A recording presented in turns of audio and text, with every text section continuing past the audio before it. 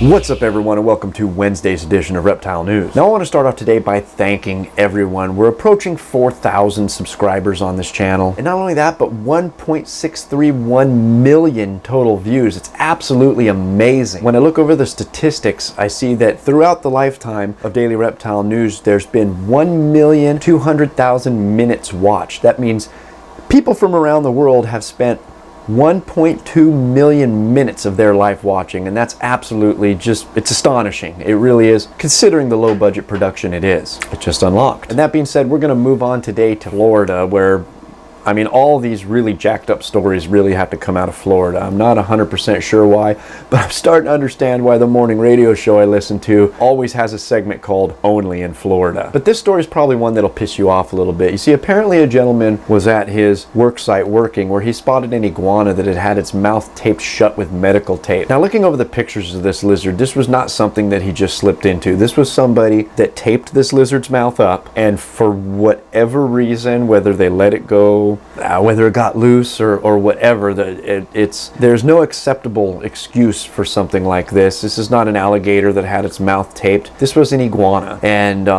it's just, I mean, I try to think of what situation would cause someone to tape an iguana's mouth and then set it free, or tape its mouth at all, and I just can't think of any kind of excuse. Now, unfortunately, when Florida Fish and Wildlife were called, they couldn't do anything about it, but when a trapper was called in, and I'm going to name this guy only for the badassery of saving this lizard, even though it is an invasive species, but Nick of Florida Wildlife Buddies was able to eventually catch the lizard, and it was turned over to a sanctuary where hopefully it won't have its mouth taped shut anymore. And now we're going to move on to kind of a sad story from Yuma. Apparently a bunch of water was seen coming out of the Sunray Electric building, and when a concerned person made the call, firefighters showed up and noticed there was a fire, and the sprinkler system had turned on. That's where the water came from. They shut the sprinkler system off as soon as they found out there was no longer a threat, but the fire appeared to come from a large snake enclosure where a 4-foot python was found dead, presumably a victim of the fire. Now, there was no one at the business, so no one other than the snake was hurt, and they're currently still investigating what caused the fire. And now we're going to move on to kind of a feely good story that I've got nothing written up about it. I've got nothing to read about it, but it was something I watched yesterday that just, it was so awesome, and I didn't believe I'd ever see, well, a little bit of backstory. I don't generally watch mainstream media. A lot of the mainstream news that I do get comes off the internet, and I watch a lot of sources for that, and one of those is Philip DeFranco. I'm sure several people, you don't need to know who he is, and if you don't know who he is, I don't know what rock you live under, but Google him. But I was watching his vlog yesterday where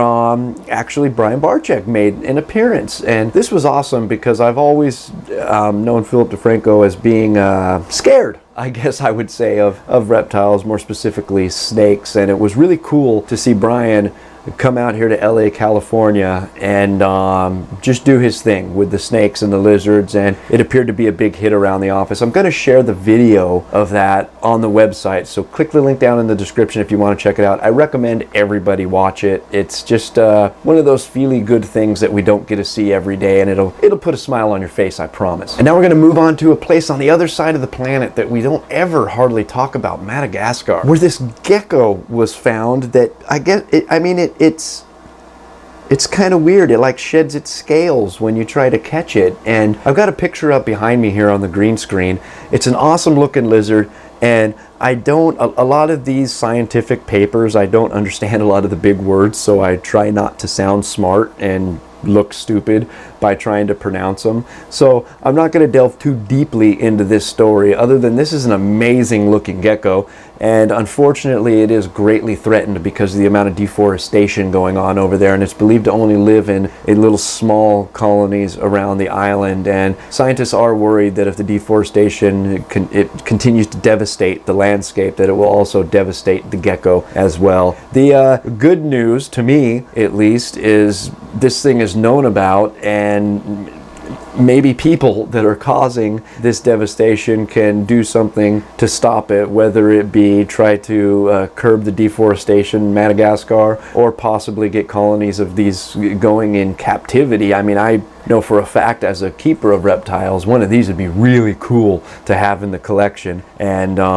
yeah, that's about all I'm going to talk about that, because again, like I said, big words, sound smart, look stupid. Don't want to do that. So check out the link down below if you guys want to read more about that, if that's what interests you. And if I know you, I think that interests you. Now we're going to move back over to stateside, to Florida, again, only in Florida, where they're saying a 10-foot 6-inch python was found outside of a golf course. It's no longer used anymore. They do say its proximity to the school was rather concerning. And you know, it's funny, I usually don't talk about these stories, but when I was reading this one, it kind of jumped out at me, because after everything cooled down, after HR 511 and everything, it kind of seemed like these stories started dropping off and you didn't hear about them much. But this one just kind of caught me off guard by popping up. And there's not a ton to talk about. The professionals were called in, they caught the snake, they're sending it off to the Fish and Wildlife Commission, I would assume to be killed and studied or whatever they do over there. Now, I did read some stuff a while back where the commission was actually tagging and releasing the pythons in the wild, which you know, I'm not a scientist, I'm not a biologist, I'm none of that. I'm not even a journalist.